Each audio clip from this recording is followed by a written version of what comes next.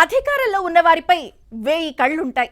ముఖ్యంగా మంత్రుల పనితీరు, వారి పేషీలు ఎలా ఉన్నాయి అన్నది అందరూ గమనిస్తూ ఉంటారు.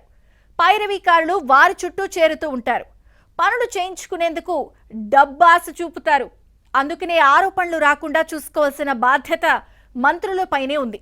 ఇప్పుడు ఏపీలోని కొందరు సచివుల పేషీల పైరవీలకు నిలయాలుగా మారాయని ఆరోపణలు వెల్లువెత్తుతున్నాయి. దీంతో అలాంటి వారిపై నిఘా ప్రారంభమైంది. పైరవీలకు లొంగుతున్న వారు ఎవరు అనే అంశంపై నిఘా వర్గాలు ఆరా తీస్తున్నాయి. దీంతో సచివాలయంలో ఈ వ్యవహారం చర్చనీయాంశంగా మారింది. మినిస్టర్ పేషీల సిబ్బందిపై ఇంటెలిజెన్స్ ఆరా విషయంలో ఇన్సైడ్ స్టోరీ.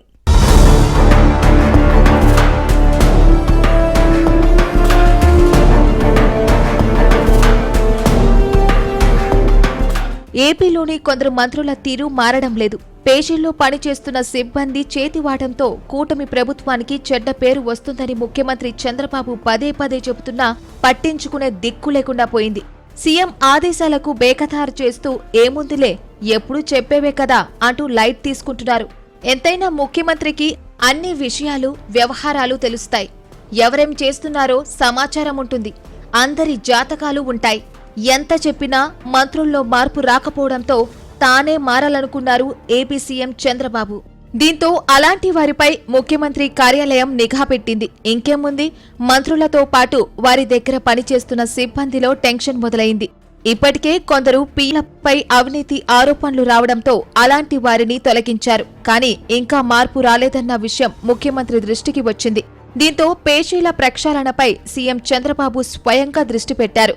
మంత్రివర్గ సమావేశాల్లో తరచూ ఈ విషయంపై చంద్రబాబు సూచనలు చేస్తూ ఆదేశాలు ఇస్తున్నా మార్పు రాకపోవడంతో సీఎం సీరియస్గా ఉన్నారు.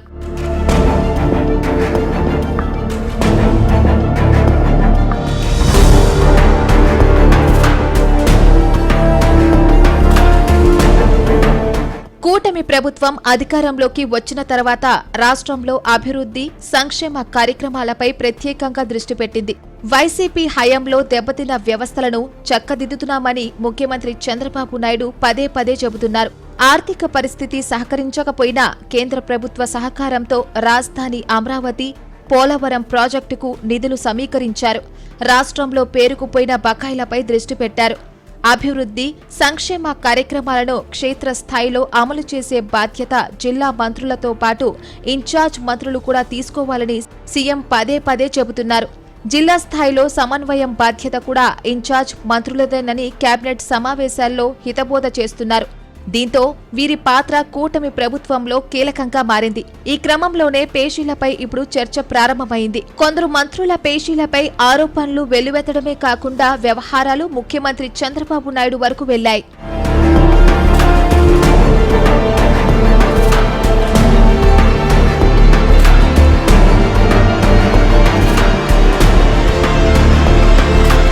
పేషీల సిబ్బంది విషయంలో అప్రమత్తంగా ఉండాలని సీఎం చంద్రబాబు మంత్రివర్గ సమావేశంలో హెచ్చరించారు.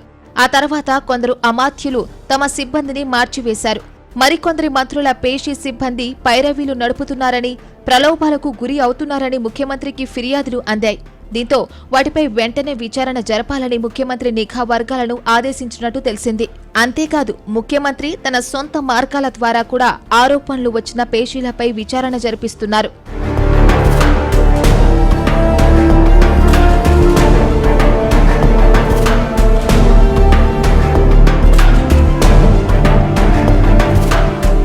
ఇటీవల జరిగిన కేబినెట్ సమావేశంలో మంత్రులు 2026వ సంవత్సరం నుంచి మరింత ఉత్సాహంగా, వేగంగా పనిచేయాలని ముఖ్యమంత్రి ఆదేశించారు. పేషీలను ప్రక్షాళన చేయాలని సూచించారు.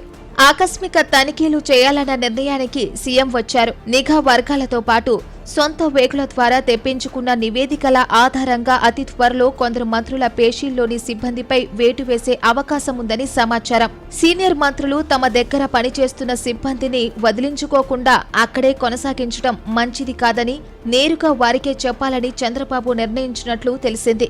మంత్రుల పేషీలపై ఉన్న నివేదిక ఆధారంగా అతి త్వరలో ప్రక్షాళన జరగొచ్చని వినిపిస్తోంది.